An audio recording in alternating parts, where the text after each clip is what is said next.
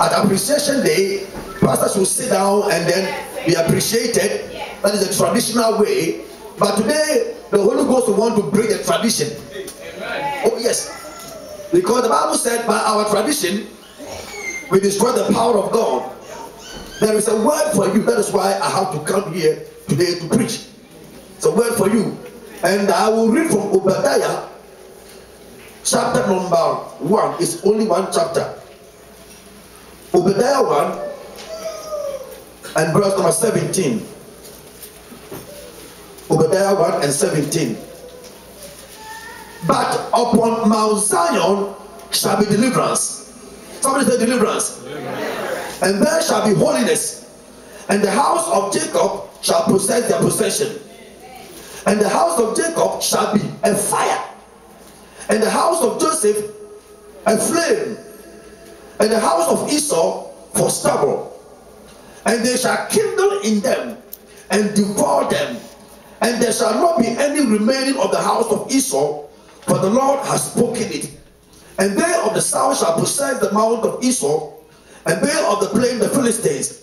And they shall possess the fields of Ephraim, and the fields of Samaria.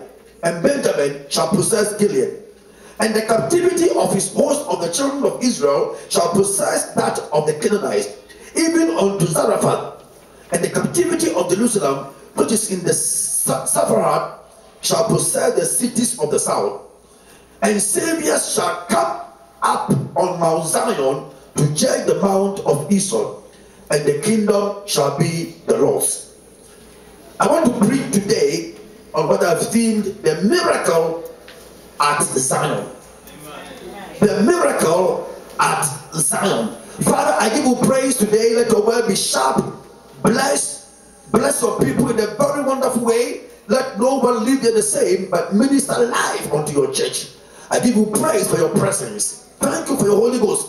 I bless you in Jesus' name. Amen. The theme says the miracle at Zion. There is a miracle at Zion. So what is this Zion? Zion was the place when David became the king. He built there a building for the Lord. He built there a sanctuary, a tabernacle for the Lord.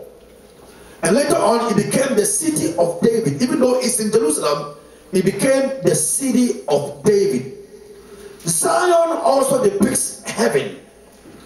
When the Bible says Zion, it shows heaven. Again, Zion also means the church. Zion means the church. So if you are saying today, the miracle at Zion, it means the miracle at Christian Restoration Ministries International. When we say the church, it is you, it is her, it is she, it is I, it is all of us. So when we say the miracle at Zion, we're talking about the miracle in the church and the miracle in your life. Amen. Say amen. Amen. The Bible says, but upon Mount Zion shall be deliverance, and there shall be holiness, and the house of Jacob shall possess their possession. So I see in this scripture the criteria for the miracle is that there should be holiness. Amen. The condition for your miracle that there shall be holiness. If you are holy as the Lord is holy, I prophesy to you, a miracle is coming on your way. Amen.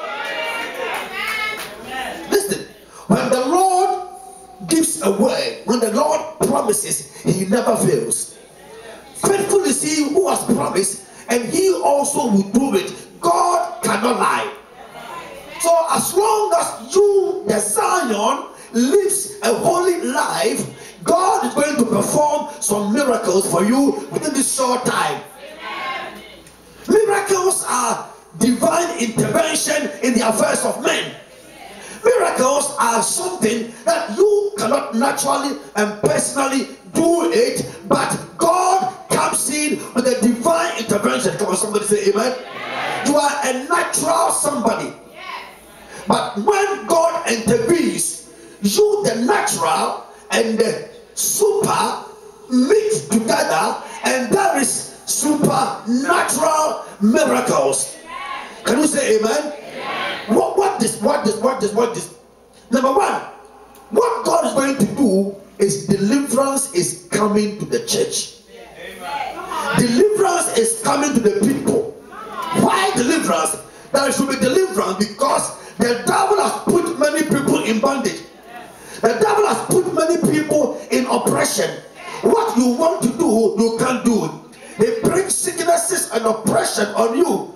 What you want to achieve, the devil attacks you, because the Apostle Paul said, there is a great and effectual door open unto me, but there are many adversaries.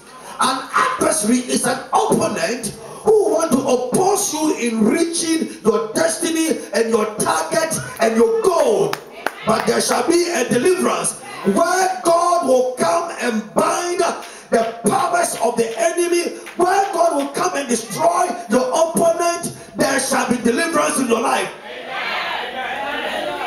If you don't need deliverance, then it's not for you. But if you are here and you know something is not going well, something is binding you, something is hindering you, God said there shall be deliverance in Zion. The miracle is going to be a deliverance. Come on, somebody. Devil has put a deadly sickness on you, on your family member. God said, I will bring deliverance to Zion. He will bring a miracle, and the deliverance shall be a miracle. Come on, somebody. It will be a natural phenomenon where you have to go and do this. God himself will intervene. The miracle at Zion, God himself will intervene and give you that needed miracle. Now, watch verse number 18. Deliverance is coming to God's people. The house of Jacob shall be a fire. The house of Jacob is the same reference to Zion or to the church or to you. The house of Jacob, the one will be a fire. Somebody say a fire. You shall be a walking fire.